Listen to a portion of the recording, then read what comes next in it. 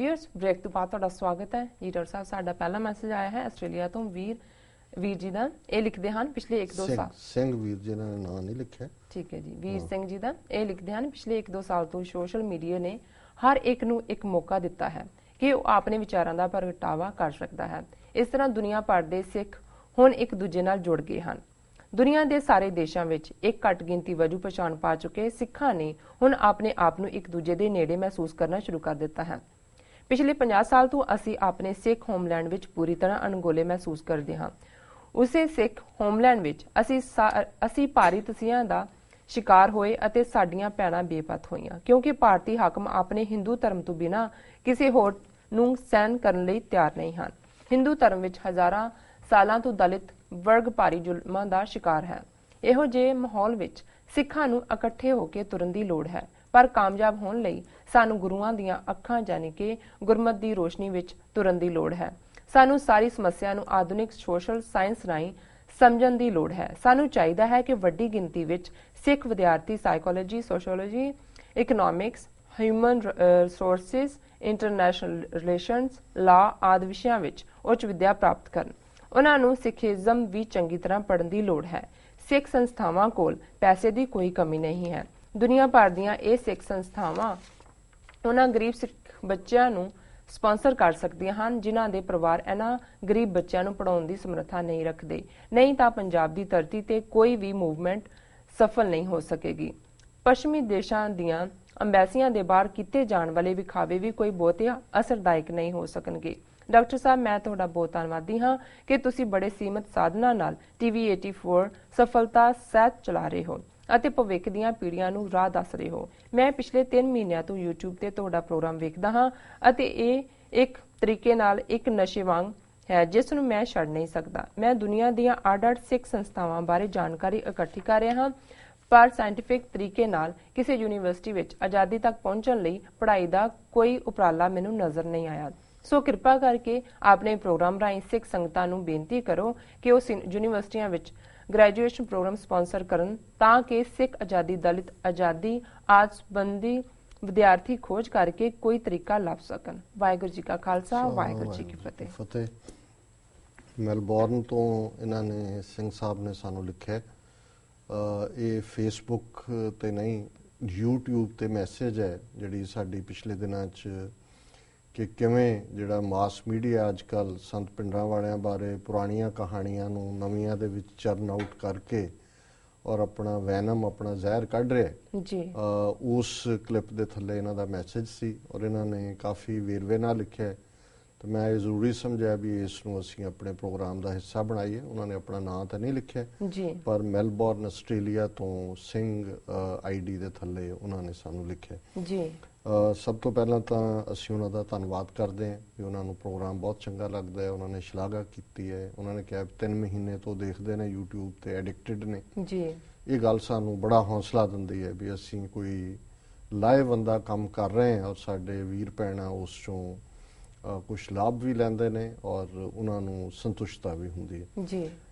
उन्हां दा जिहड़ा शुरुआती उन्होंने लिखत दे विच कहा भी सोशल मीडिया पिछले लगभग 1-2 साल तो जिस नाल सिख दुनिया भर दे विच कनैक्टेड ने भावें असीं दुनिया दे हर देश दे विच घट गिणती हैं जी पर इस कनैक्शन ने सानू एक फीलिंग दित्ती है भी साडा एक वड्डा परिवार है जी जी। और असी सारे एक दूसरे दे दुख दर्द दे विच सहाई हुंदे और इहदे लई कोई शक नहीं है कि ये फेसबुक और सोशल नैटवर्किंग दा ही करिश्मा सी कि भाई बलवंत सिंह राजोआणा का मुद्दा होए जां हुण भाई गुरबख्श सिंह दा क्योंकि दोनों बारी इंडिया दे प्रिंट मीडिया ने और इलैक्ट्रॉनिक मीडिया ने खबर नूं गायब कर दिता सी। भाई गुरबख्श सिंह बारी तो खास करके जी जी। यही कारण सी कि पहले 18-20 दिन तो ईवन जिहड़े वैल इनफॉर्म्ड सोर्सिस ने उन्होंने भी पता नहीं लगा पर एक बार सोशल नैटवर्किंग ते गल शुरू हुई फेसबुक ते हुई तो गल जिहड़ी है फिर अगे तुर पई और नतीजा ये सी कि फिर सरकार नूं वक्त पिया कि भी इहनूं किवें कंट्रोल करिए जी। दूसरा उन्होंने जिहड़ा ये कहा है कि भी साडे सिख होमलैंड्स जो होया उहदे तो साडी कोई वुकत नहीं है। सानूं तशद्दुद दा शिकार बनाया गया है साडियां भैणां नूं बेपत कीता गया जी और इस चों निकलण दा जिहड़ा उन्हां नूं रस्ता लगदा है ਕਿ ਜੋ ਹਾਲਾਤ ਉੱਥੇ ਨੇ ਗਰਾਊਂਡ ਰਿਐਲਿਟੀ ਉਹਨਾਂ ਨੇ ਸ਼ਬਦ ਕਿਹਾ ਜੀ। ਉਹਨਾਂ ਨੇ ਕਿਹਾ ਵੀ ਬੇਸ਼ੱਕ ਵੈਸਟਰਨ ਕੰਟਰੀਜ਼ ਦੇ ਵਿੱਚ ਅਸੀਂ ਪ੍ਰੋਟੈਸਟ ਔਰ ਦੂਸਰੇ ਕਰਦੇ ਹਾਂ ਐਮਬੈਸੀਜ਼ ਜਾਂ ਕੌਂਸੂਲੇਟਸ ਦੇ ਬਾਹਰ ਜ਼ਾਹਰ ਹੈ ਇੰਡੀਅਨ ਕੌਂਸੂਲੇਟ ਐਮਬੈਸੀਜ਼ ਦੇ ਬਾਹਰ, ਪਰ ਉਹਨੇ ਕਿਹਾ ਵੀ ਇਹ ਵੀ ਫਿਰ ਬਹੁਤੀ ਦੇਰ ਫਾਇਦੇਮੰਦ ਨਹੀਂ ਰਹਿਣਗੇ ਜੇ ਉੱਥੇ ਗਰਾਊਂਡ ਸਿਚੁਏਸ਼ਨ ਨਹੀਂ ਬਦਲਦੀ। ਇਹ ਵੀ ਗੱਲ ਠੀਕ ਹੈ ਬਿਲਕੁਲ ਉਹਨਾਂ ਦੀ ਜੀ। ਔਰ ਜਿਹੜਾ ਹੱਲ ਉਹਨਾਂ ਨੂੰ ਲੱਗਦਾ ਹੈ ਗਰਾਊਂਡ ਸਿਚੁਏਸ਼ਨ ਜਾਂ ਕੌਮ ਦੇ ਕੌਜ਼ ਖਾਲਿਸਤਾਨ ਦੀ ਪ੍ਰਾਪਤੀ ਵੱਲ, ਉਹ ਐਜੂਕੇਸ਼ਨ ਨੂੰ ਕੀ ਸਮਝਦੇ ਨੇ। ਔਰ ਐਜੂਕੇਸ਼ਨ ਦੇ ਮਾਮਲੇ 'ਚ ਵੀ ਜਿਵੇਂ ਉਹਨਾਂ ਨੇ sociology, social sciences, human resources, law, political science, ਇਹ ਸਬਜੈਕਟਸ ਉਹਨਾਂ ਨੇ ਜਿਹੜੇ ਨੇ ਉਹ ਰਿਕਮੈਂਡ ਕੀਤੇ ਹੈ ਵੀ ਅਸੀਂ ਸਿੱਖ ਵਿਦਿਆਰਥੀਆਂ ਨੂੰ ਇਹਨਾਂ ਵਿਸ਼ਿਆਂ ਵੱਲ ਲਾਈਏ ਪੜ੍ਹਨ ਦੇ ਲਈ ਜੀ। ਔਰ ਖਾਸ ਤੌਰ ਤੇ ਉਹਨਾਂ ਦੀ ਚਾਹਨਾ ਹੈ ਵੀ ਕਿਉਂਕਿ ਬਹੁਤ ਸਾਰੇ ਜਿਹੜੇ ਗਰੀਬ ਸਿੱਖ ਵਿਦਿਆਰਥੀ ਨੇ ਉਹ ਅਫੋਰਡ ਨਹੀਂ ਕਰ ਸਕਦੇ, ਉਹਨਾਂ ਦੇ ਗਰੀਬ ਪੇਰੈਂਟਸ ਜੀ। ਔਰ ਜਿਹੜੀਆਂ ਬਾਹਰ ਦੁਨੀਆ ਭਰ 'ਚ ਬੈਠੀਆਂ ਸਿੱਖ ਸੰਸਥਾਵਾਂ ਜਿਨ੍ਹਾਂ ਦੇ ਕੋਲ ਰਿਸੋਰਸ ਨੇ ਉਹ ਸਪਾਂਸਰ ਕਰਨ ਉਹਨਾਂ ਨੂੰ ਔਰ ਉਹਨਾਂ ਦੀ ਪੜ੍ਹਾਈ ਦੇ ਵੱਲ ਜਿਹੜਾ ਉਹ ਇਸ ਤਰ੍ਹਾਂ ਜਿਹੜਾ ਉਹ ਸਹਾਈ ਹੋਣ। ਔਰ ਉਹਦੇ 'ਚ ਹੀ ਉਹਨਾਂ ਨੇ ਇੱਕ ਹੋਰ ਇਹ ਵੀ ਐਡੀਸ਼ਨ ਕੀਤੀ ਅਖੀਰ ਦੇ ਵਿੱਚ ਕਿ ਵੀ ਜਿਹੜੀਆਂ ਯੂਨੀਵਰਸਿਟੀਜ਼ ਨੇ ਬਾਹਰ ਉਹਨਾਂ ਦੇ ਵਿੱਚ ਜੇ ਅਸੀਂ ਗ੍ਰੈਜੂਏਟ ਪ੍ਰੋਗਰਾਮ ਸਪਾਂਸਰ ਕਰਦੇ ਹਾਂ ਜਿਹਦੇ 'ਚ ਕਿ ਰਿਸਰਚ ਹੋਏ ਕਿ ਆਜ਼ਾਦੀ ਕਿਵੇਂ ਹਾਸਲ ਕੀਤੀ ਜਾਏ। ਔਰ ਇਹ ਜਿਹੜਾ ਹੈ ਉਹਨਾਂ ਨੂੰ ਲੱਗਦਾ ਹੈ ਕਿ ਵੀ ਇਹ ਇੱਕ ਇੰਪੋਰਟੈਂਟ ਸਟੈਪ ਹੈ। ਔਰ ਉਹਨਾਂ ਨੇ ਸਾਨੂੰ ਕਿਹਾ ਵੀ ਅਸੀਂ ਆਪਣੇ ਪ੍ਰੋਗਰਾਮ ਰਾਹੀਂ ਇਸ ਗੱਲ ਦੀ ਅਪੀਲ ਕਰੀਏ ਜੀ। ਮੈਂ ਸਮਝਦਾ ਵੀ ਇਹਨਾਂ ਨਾਲ ਅਸੀਂ ਹਰ ਆਸਪੈਕਟ ਤੋਂ ਪੂਰੀ ਤਰ੍ਹਾਂ ਸਹਿਮਤ ਹੈ। ਪਰ ਅਖੀਰਲੀ ਗੱਲ ਜਿਹੜੀ ਉਹਨਾਂ ਨੇ ਕਹੀ ਕਿ ਵੀ ਇੱਥੇ ਇਸ ਤਰ੍ਹਾਂ ਤਾਂ ਨਹੀਂ ਹੁੰਦਾ ਕਿ ਵੀ ਕੋਈ ਇਸ ਕਿਸਮ ਦੇ ਗ੍ਰੈਜੂਏਟ ਪ੍ਰੋਗਰਾਮ ਜਿੱਥੇ ਕਿ ਆਜ਼ਾਦੀ ਕਿਵੇਂ ਲੈਣੀ ਹੈ ਉਸ ਦੇ ਉੱਤੇ ਕੋਈ ਖਾਸ ਫੋਕਸ ਹੁੰਦਾ ਹੋਵੇ ਜੀ। ਪਰ ਜ਼ਾਹਰ ਹੈ ਵੀ ਜਿਹੜੇ ਉਹਨਾਂ ਨੇ ਆਇਡੈਂਟੀਫਾਈ ਕੀਤੇ ਨੇ ਡਿਫਰੈਂਟ ਸਬਜੈਕਟਸ, ਜੇ ਹਿਊਮਨ ਰਾਈਟਸ ਇਸ਼ੂ ਹੈ, ਜਿਹੜੇ ਲਾਇਰ ਨੇ, ਸਾਈਕੋਲੋਜੀ ਹੈ, ਪੋਲੀਟੀਕਲ ਸਾਇੰਸ ਹੈ, ਔਰ ਇਸ ਦੇ ਨਾਲ ਲੱਗਦੇ ਦੂਸਰੇ ਵਿਸ਼ੇ ਨੇ ਜਿਨ੍ਹਾਂ ਦੇ ਵਿੱਚ ਯੂਨੀਵਰਸਿਟੀਜ਼ ਦੇ ਵਿੱਚ ਸਪੈਸ਼ਲ ਪੜ੍ਹਾਈ ਹੁੰਦੀ ਹੈ ਵੀ ਉਹਦੇ ਨਾਲ ਸਾਡੇ ਕੋਲ ਇੱਕ ਦੁਨੀਆ ਭਰ ਦੇ ਵਿੱਚ ਇੱਕ ਐਨਲਾਈਟਨਡ ਬਲੌਕ, ਇੱਕ ਉਹ ਨੌਜਵਾਨ ਬੱਚੇ ਬੱਚੀਆਂ ਜਿਹੜੇ ਪੂਰੀ ਤਰ੍ਹਾਂ ਜਾਗਰੂਕ ਨੇ, ਉਹਨਾਂ ਨੂੰ ਦੁਨੀਆ ਦਾ ਪਤਾ ਹੈ। ਔਰ ਮੈਂ ਈਵਨ ਅਮਰੀਕਨ, ਕੈਨੇਡੀਅਨ ਜਾਂ ਬ੍ਰਿਟਿਸ਼ ਜਾਂ ਈਵਨ ਯੂਰਪੀਅਨ ਆਸਪੈਕਟ ਤੋਂ ਵੀ ਦੇਖਦਾ ਕਿਉਂਕਿ ਜਿਹੜੇ ਹੁਣ ਇੱਥੋਂ ਦੇ ਜੰਮੇ ਪਲੇ ਬੱਚੇ ਬੱਚੀਆਂ ਨੇ ਉਹਨਾਂ ਨੇ ਤਾਂ ਇੱਥੇ ਹੀ ਰਹਿਣਾ ਜੀ। ਜੇ ਇੱਥੋਂ ਦੇ ਜਿਹੜੇ ਨੇ ਪੋਲੀਟੀਕਲ ਸਾਇੰਸ, ਇੰਟਰਨੈਸ਼ਨਲ ਰਿਲੇਸ਼ਨਸ, ਇਹਨਾਂ ਸਬਜੈਕਟਸ ਦੇ ਵਿੱਚ ਮੁਹਾਰਤ ਕਰਦੇ ਨੇ, ਸੋ ਜ਼ਾਹਰ ਹੈ ਵੀ ਜੌਬ ਉਹ ਅਮਰੀਕਾ 'ਚ ਲੈਣਗੇ ਜੀ। ਉਹ ਅਮਰੀਕਨ ਐਮਬੈਸੀਜ਼ 'ਚ ਲੱਗਣ, ਸਟੇਟ ਡਿਪਾਰਟਮੈਂਟ 'ਚ ਲੱਗਣ, ਡਿਫੈਂਸ ਡਿਪਾਰਟਮੈਂਟ 'ਚ ਲੱਗਣ। ਸੋ ਜਦੋਂ ਅਸੀਂ ਯਹੂਦੀਆਂ ਦੇ ਮਾਡਲ ਦੀ ਗੱਲ ਕਰਦੇ ਹਾਂ ਤੇ ਯਹੂਦੀਆਂ ਨੇ ਇਸ ਤਰੀਕੇ ਦੇ ਨਾਲ ਹੀ ਆਪਣਾ ਪ੍ਰਭਾਵ ਬਣਾਇਆ, ਭਾਵੇਂ ਉਹਨਾਂ ਦੀ ਆਬਾਦੀ ਸਿੱਖਾਂ ਨਾਲੋਂ ਵੀ ਅੱਧੀ ਹੈ, ਅਸੀਂ 30 ਮਿਲੀਅਨ ਔਰ 14-15 ਮਿਲੀਅਨ ਤੋਂ ਜ਼ਿਆਦਾ ਨਹੀਂ ਜੀ ਜੀ। ਲੇਕਿਨ ਤੁਸੀਂ ਦੇਖੋ ਵੀ ਦੁਨੀਆ ਦੀ ਇਕਨੋਮੀ ਉਹ ਕੰਟਰੋਲ ਕਰਦੇ ਨੇ, ਅਮਰੀਕਾ ਦੀ ਫੋਰਨ ਪਾਲਿਸੀ ਕੀ ਬਣਨੀ ਹੈ, ਇਜ਼ਰਾਈਲ ਦੀ ਤਾਂ ਛੱਡੋ, ਓਵਰਆਲ ਪਾਲਿਸੀ ਵੀ ਉਹ ਉਹਨਾਂ ਦੀ ਮਰਜ਼ੀ ਤੋਂ ਬਿਨਾਂ ਨਹੀਂ ਹੁੰਦੀ। ਔਰ ਇਹੀ ਕਾਰਨ ਸੀ ਕਿ ਇੱਕ ਵਾਰ ਜਿਹੜਾ ਐਕਸਟ੍ਰੀਮ ਰਾਈਟ ਵਿੰਗਰ ਹੈ ਪੈਟ ਬੁਕੈਨਨ, ਜਿਹਨੇ ਪ੍ਰੈਜ਼ੀਡੈਂਸ਼ੀਅਲ ਇਲੈਕਸ਼ਨ ਵੀ ਲੜੀ ਸੀਨੀਅਰ ਬੁਸ਼ ਦੇ ਖਿਲਾਫ ਪ੍ਰਾਇਮਰੀ 'ਚ ਜੀ, ਉਹਨੇ ਇੱਕ ਵਾਰੀ ਕਿਹਾ ਸੀ ਕਿ ਵੀ US Congress is the occupied territory of Israel ਜੀ, ਕਿ ਜਿਹੜੀ ਯੂਐਸ ਕਾਂਗਰਸ ਹੈ, ਕਾਂਗਰਸ ਸੈਨੇਟ, ਇਹ ਇਲਾਕਾ ਜਿਹੜਾ ਇਜ਼ਰਾਈਲ ਨੇ ਕਬਜ਼ੇ 'ਚ ਕੀਤਾ ਹੋਇਆ, ਇਹ ਪ੍ਰਭਾਵ ਦੇਣ ਲਈ ਸੀ ਕਿ ਉਹ ਹਿੱਲ ਹੀ ਨਹੀਂ ਸਕਦੇ ਯਹੂਦੀਆਂ ਦੀ ਮਰਜ਼ੀ ਤੋਂ ਬਿਨਾਂ। ਉਹੀ ਨੀਤੀਆਂ ਬਣਾਉਂਦੇ ਨੇ, ਉਹੀ ਲਾਅ ਬਣਾਉਂਦੇ ਨੇ ਜੋ ਇਹ ਚਾਹੁੰਦੇ ਨੇ। ਇਹ ਗੱਲ ਗਲਤ ਨਹੀਂ ਜੀ। ਸੋ ਇਹਨਾਂ ਦਾ ਵੀ ਵੀਰ ਐਵੇਂ ਹੀ ਸੋਚਦੇ ਨੇ ਕਿ ਵੀ ਜੇ ਅਸੀਂ ਐਜੂਕੇਸ਼ਨ ਦੇ ਵਿੱਚ